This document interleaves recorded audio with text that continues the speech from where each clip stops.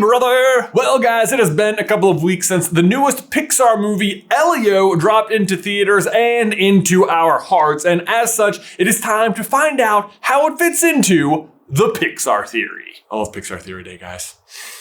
It's back to our roots. This is the bathroom. But I'm not gonna lie, I was a little bit worried about this one when we saw the trailers, because like, aliens, like, if they exist, how come they've never come up? Like, where have they been? Why didn't they help Earth when like Trash Planet happened? Like, how was this going to fit in? But as ever, I need not have worried, because as always, it all makes sense, because as always, they intended it to make sense with the rest of the movies, whether or not they're willing to admit it, but like.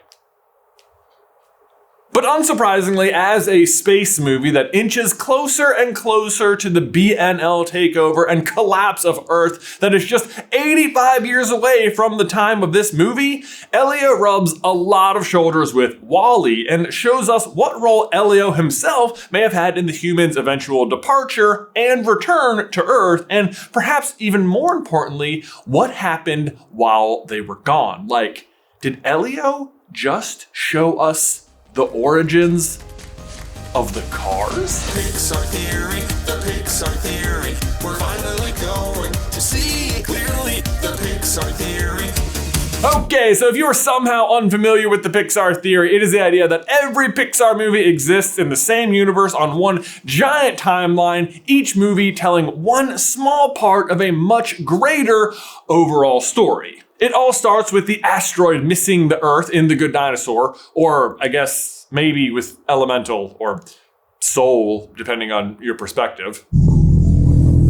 And ends way in the future with Monsters, Inc., or Brave, or Soul, again, depending on your perspective. Let's start by talking about the odd background story of space travel that has slowly been unfolding throughout the Pixar movies over the last 30 years. Because there can be no doubt that it is an important element of the entire universe, pun intended. There's plenty of space out in space. And if you've been paying attention, we've been learning about it the whole time. I mean, the first Pixar movie ever is all about a space toy who is apparently based on a hugely popular in-universe movie about that character, Buzz Lightyear! And we've even been dealing with aliens since the beginning. Then the prospector tells us about how Sputnik went up and kids only wanted to play with space toys. 2 words, Sputnik. And we see the truth of that in not only the Buzz Lightyear action figures, but also from Giulia and Luca, who is fascinated with space and stars and shares that with Luca. We've got Syndrome launching rockets. We've got a movie that takes place on another planet. We've got The Good Dinosaur starting the whole thing with an asteroid missing the Earth, from space. And of course, the big one, and possibly the climax of the space section of the story, WALL-E, because it all leads to the axiom. WALL-E, just a princess in white and a trash compactor on a giant spaceship meant to enslave humanity, being driven by a scary robot. 3PO! Come in, 3PO! That's right, Luke Skywalker is the witch. And Boo. And your father. No, Buzz. I am your father. Yeah, great, fine, there you go. Pixar is Star Wars, confirmed. There you go, see you next time. Actually, just kidding, I've got a lot more to say. Elio kicks off with an adorable orphan boy who is being raised by his Aunt Olga, who, you guessed it, is in line to be an astronaut. Like, I mean, really? Elio himself also looks to the stars for answers after the loss of his parents, leads him to believe that the Earth has failed him. And he believes that aliens are likely out there because of a particular exhibit at the planetarium about the Voyager spacecraft and its golden record, which is a real thing, by the way. Like, the actual Voyager is out there playing the golden record, trying to make contact with aliens. Anyway, I think that's worth noting because it's not the only confirmed actual spacecraft we see in Pixar. Remember this? Sputnik. Yeah, I mean, I'm sure you do. We only played it like 30 seconds ago. But what's cool is that you can actually see Sputnik in WALL-E right here, which forms some truly excellent connective tissue between these movies, if you ask me. Now we gotta take a brief pause to give a huge thank you to today's sponsor, AG1. And boy howdy, am I excited for this one, because if you don't know, AG1 is a daily health drink that is packed with benefits, anything from boosting energy to improving digestion and gut health, immune systems, or just filling in the gaps in nutrition you get from food. Not kidding, I literally drink this every single morning. I haven't had it today because I was waiting to do it in the ad, but here's what you do. It's very simple. Ready? They send you the most satisfying metal scoop. You can't feel it, but I promise. Everyone who's picked it up has been like, whoa. Blorp. If I can just find my spoon. Ah, yes. Floor spoon. Here we go. 12 seconds later. And enjoy.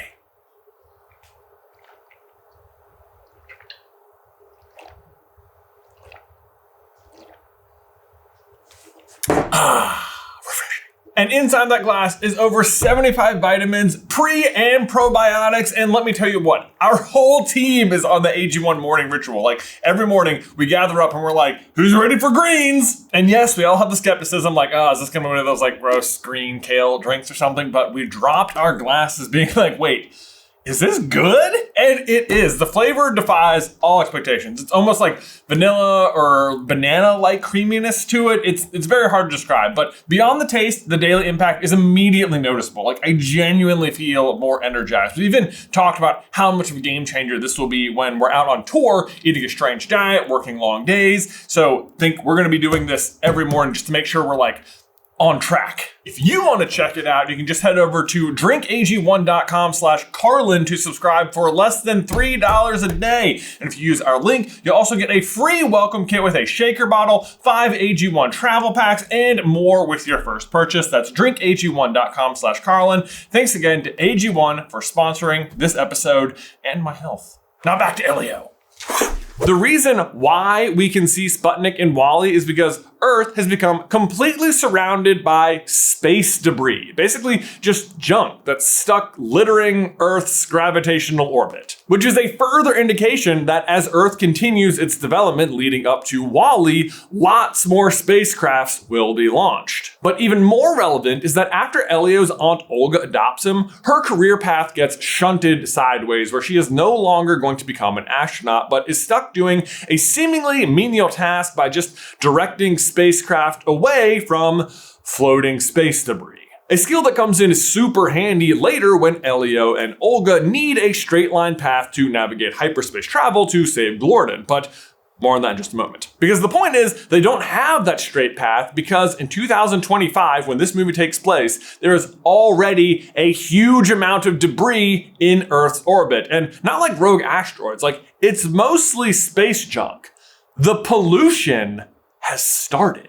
Something we also know is already happening down on the ground level as well, as you can see in Finding Dory. But this fits perfectly timeline-wise too. Like Elio is basically happening in real time, and the Axiom in WALL-E will take off in 2105, meaning we are only 80 years away from what we know will be that crowded gravitational orbit you see at the beginning of WALL-E. And 80 years seems like enough time to fill all of Earth's orbit with our junk, even if in 2025 it's nothing a few random Earth-based ham radio enthusiasts can't just, help dodge on the fly. But actually, not all of the ham radio helpers are completely random. As Elio and Olga move around Earth's orbit, people chime in from all over the world to help them, and one of them identifies herself as none other than Giulia from Italy. Santa ricotta. Like, are you kidding me? Giulia, the little girl from Luca who was all into, what was it, space? Yes. That Giulia. And just in case you're wondering, yes, the timing is totally okay on this. Luca takes place, best we can tell, in the year 1968 or 69, based on the fact that Luca and Giulia are watching the moon landing in the credits, which is just even more space fun. And I think we can assume that it's the same year in Pixar based on the fact that the Voyager and Sputnik are also at the correct times. But so if we assume it's 1968 and she's 13 in the movie, that means she was born in 1955 and would be 70 in Elio, which is totally reasonable. And I would would not doubt that a 70-year-old Giulia is still a total ham radio nerd. Yes, we paid the math budget. It's Pixar Theory Day, guys. Come on. Today's the day! I love it. I think it is so cool when they have an actual character from the other movies present. Like, you don't see that very often, but I think that's what makes it all feel so connected. Like, yes, you have the Easter eggs connecting all the movies, which are present in Elio. Like, the Luxo ball is a sticker on his lamp, and his backpack says Area 113 on it, so that's A113. Haven't found the Pizza Planet truck yet. Let me know if you've spotted it. Feels like it could be in the asteroids, if you're asking me. Pixar has been very tricky like that before, but if it was, that'd be the exact same as the Good Dinosaur, like, that'd be cool. But then you've got like Riley showing up in Finding Dory and like, boom, there you go. Like there's no arguing that. Like they're just in the same connected universe. That said though, there were certain characters I was so hoping were going to show up in Elio to help advance this exact idea, but they did not end up showing up, which at first I thought was going to be an issue, but actually the more I thought about it, it just makes even more sense. And the characters I'm talking about are from Onward. Because we know that Onward takes place on another planet because they have 2 moons. So I was thinking like, oh my God, this is a movie about aliens. We're definitely going to see people from Onward because they're aliens, right? Especially because they seem to be just as advanced as humans, right? So it'd be cool to see a representative from them with the Communiverse. But if you will recall, our long-standing theory is that they are only so advanced because a different BNL Starline cruiser crashed on their planet, now disguised as Raven's Point, and they found and adopted the technology from within it to match Earth culture, which is why it's so similar there. But then that also means it's taking place way in the future, like well after Elio and the Starliners leave Earth. So no, the Communiverse would not have taken notice of them yet because they wouldn't have been like that technology advanced. They'd still be like doing all the magic all the time. But that does bring up another interesting question, which is, if Earth made contact with Communiverse in 2025, why were they not there to help out in 2105 when the planet becomes so heavily polluted? Especially when Elio is an active ambassador for the planet Earth. Like, they've got the answers to everything. Surely they could help out. What is the meaning of life? Who would win in a fight? 1 gorilla with a baseball bat or 10 chimps? The gorilla. Well, several options on this front. First, maybe the Communiverse just doesn't exist anymore. Like, they almost disbanded after the slightest sign of trouble in Elio anyway, and 85 years later, maybe they actually did disband. But that's the easy way out. Second option is that Earth's complete descent into pollution and capitalism and consumerism and population devastation no longer qualifies Earth to be worthy of the help of the Communiverse, who almost turned Elio and Earth down over much smaller misunderstandings in the movie. And honestly, I think that's totally possible, but less likely since Glorden would have grown up by then too and will have been in contact with Elio, and they're just like such good friends, and I'd like to think they stayed that way. I never had a friend before. Me neither. Which brings us to option 3. The Communiverse did help. Recognizing the Earth's plight, Elio reaches out to the Communiverse for a possible solution, and their solution is BNL's solution. Vacate the planet and clean it up, or, wait for the Earth to recover. And to help them, they offer their technology, which explains how the Axiom has like hyperdrive, just like Elio's ship, and accounts for why all the robots seem to resemble the aliens. Like, look at this guy. Very Eve-coded. Also, not for nothing, but Grygon's eyes are exactly like how Eve's eyes work. Like just kind of a crude digital display for what is otherwise remarkable technology, mostly meant to help demonstrate emotion, even though it's clear Grygon and Glorden can see, or at least perceive, without eyes. Even when you see from Eve's point of view, it's obvious the eyes are just decorative and there for the receiver. Like, she sees through the whole faceplate. And like, not for nothing, but she also seems armed with like other Hylargian tech, like the blaster and the fact that her whole body is basically just like a carapace, I mean, I think the fact that Eve, especially amongst all the robots, seems the most advanced even makes sense because, like,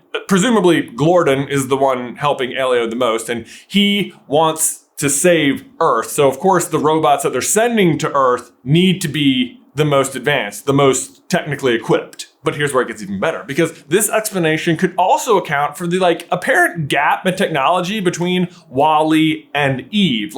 As if BNL produced the Wall-Es, but the Communiverse helped build the other robots. Because why leave a bunch of inefficient, old-fashioned looking land-based robots to do the very important job of cleaning when you have the technology to make floating, faster, more efficient robots like the one on the Axiom? Because after all, they all had to be built before leaving, right? They didn't invent new technology on the ship. And yet Eve doesn't even seem to know what Wall-E is, even though they are a part of the exact same mission. And there are even Wall-A's on the Axiom.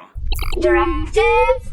So basically what I think happened is BNL built the Wall-Es first. Then the Communiverse stepped in and helped with the Axiom and the robots for that ship, which is why they're all so much more advanced and look like the aliens in Elio. But then why not also just go the extra mile and help with the cleanup on Earth? Great question, glad you asked, because I think they did try, but something went wrong. Because remember in Elio when they needed a stand-in for Elio on Earth while he was off doing, important things in space? Well, is the plan here not to send all the humans off into space? So why not make some stand-ins that can do the cleanup but won't be affected by the pollution while they're gone, and which then can just melt away upon their return? Wow. Yeah.